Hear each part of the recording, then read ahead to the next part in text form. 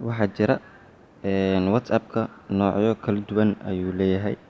Marka mid business ah iyo mid caadi ah.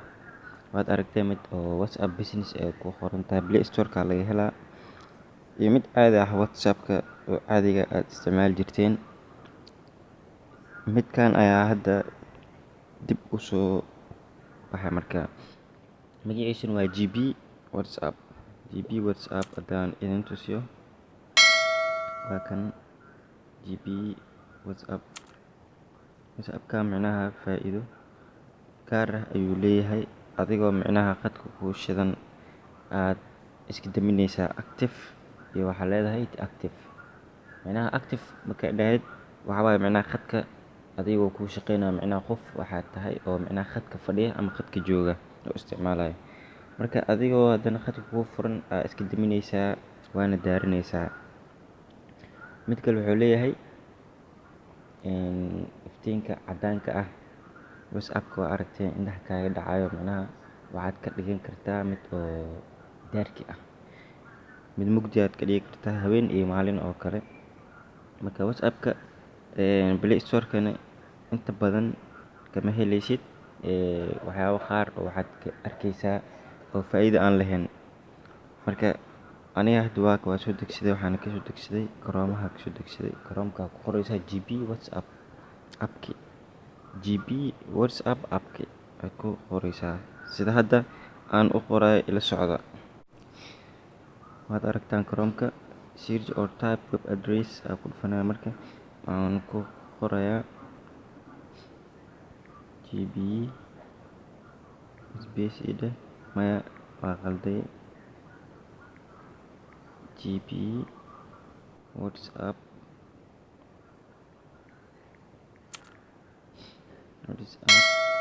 download ama app-ka aad raacsinaysaa.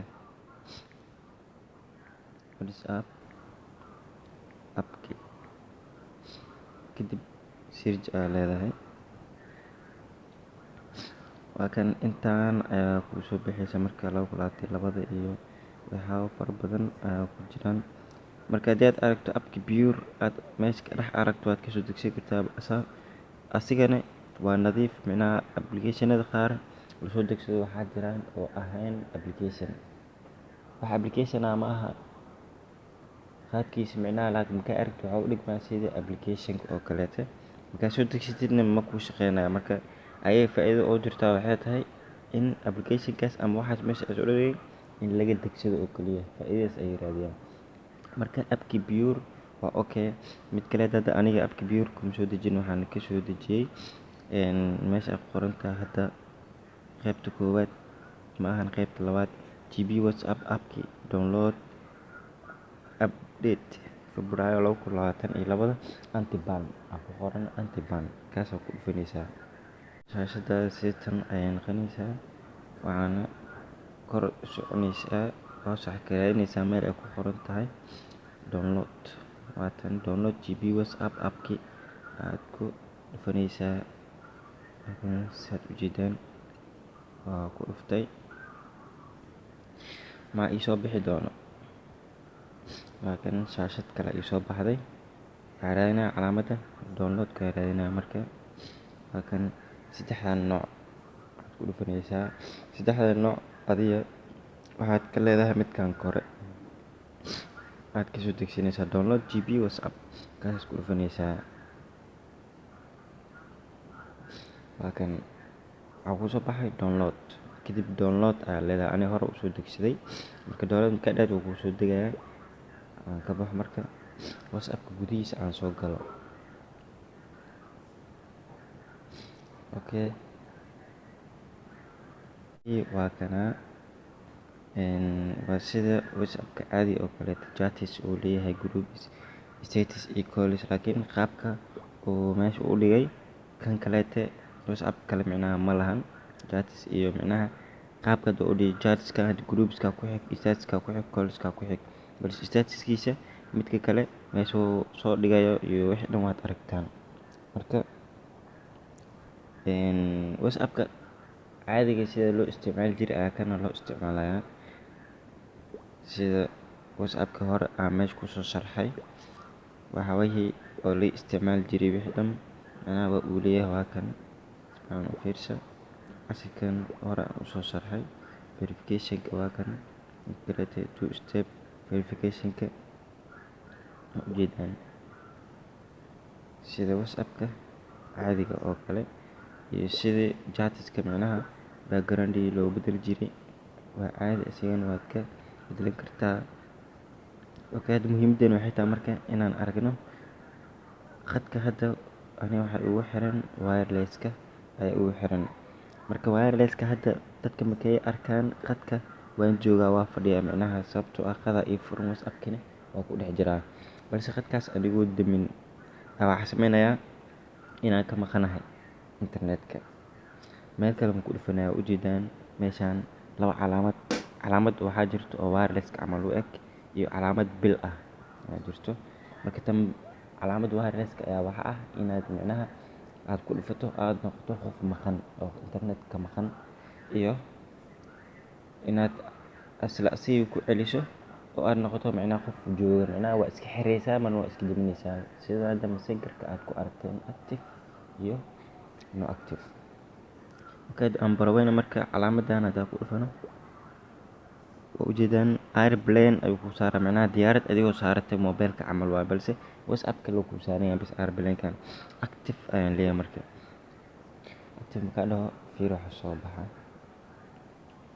ujeedaan calaamadii oo wireless-ka waxaa kortay calaamad oo istilaab camal ah ujeedaa. Marka hadda adiga ma fadhisid khadka, dadkana kuma arkayaan, adigana qof ma arkaysid macnaha khadka waa ka maqan tahay xilligan waa xiratay macnaha WhatsApp-kaaga. haddaad ku dhufato haddana isla markii haddana dib ayuu kugu furayaa marka ayaad u isticmaali kartaa.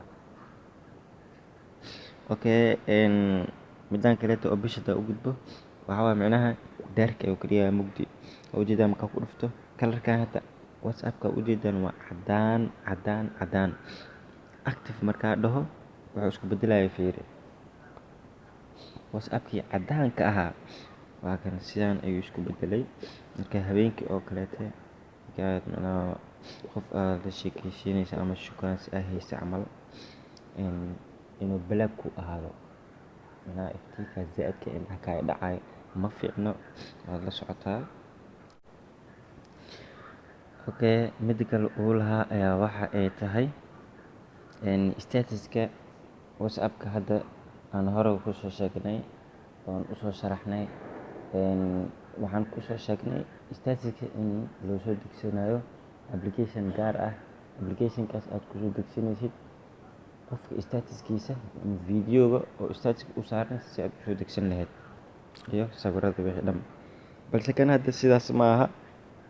wixiis dhan isagaa wato status-ka gelaysaa kadib meel calaamad wuxuu leeyahay download ah. hadda waan galayaa status waa kan waa ku dhuftay waxaan kusii dhufanayaa marka application ciwaankan aan ku dhuftay markaa ku dhuftood ujeedaan waxaana ii soo baxay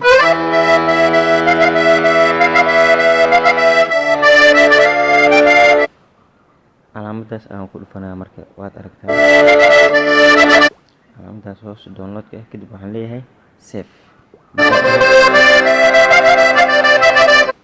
wuxuu ugu save gareeyay gallery-ga. marka waxaad ka helaysaa gudaha aad ka helaysaa gallery-ga ayuu ku dhex dhigay.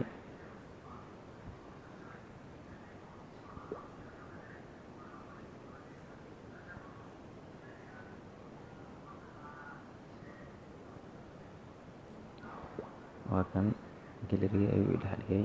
saddexdanba qaabkaas ayuu usoo dejiyay, balse kii hadda aan soo dejinay ayaa kan ah ujeedaan.